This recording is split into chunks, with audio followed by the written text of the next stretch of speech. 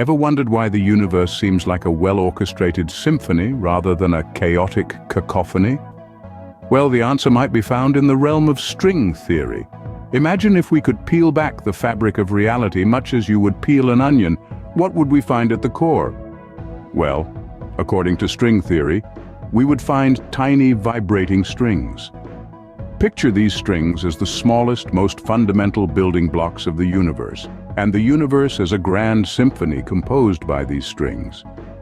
Now you might ask, why strings? Why not something else like, say, miniature baguettes? Well, it turns out that these strings are not ordinary strings. They are not the ones you find at the end of your hoodie or use to tie your shoelaces. They are incredibly tiny, one-dimensional strings that vibrate at different frequencies. And it's these vibrations that give rise to the fundamental particles and forces in the universe. You see, in the way the strings vibrate, they create different notes, much like a guitar string.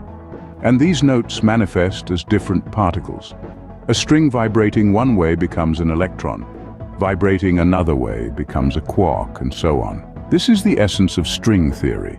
But wait, there's more. You see, string theory doesn't stop at the familiar 3 dimensions of space and 1 dimension of time that we experience in our daily lives. It goes above and beyond, proposing that there are actually 10 dimensions. Now don't panic. We haven't suddenly stepped into a sci-fi movie. Scientists believe that these extra dimensions are compacted or curled up to such a small scale that we can't perceive them. Now, string theory is a fascinating concept, but it's not without its critics. Some physicists argue that it's more of a mathematical framework than an actual theory, given that it's yet to make a testable prediction. But hey, who are we to judge? After all, we're just a bunch of strings vibrating in the cosmic symphony of the universe. So, to sum it all up, string theory proposes that the universe is composed of tiny, vibrating strings.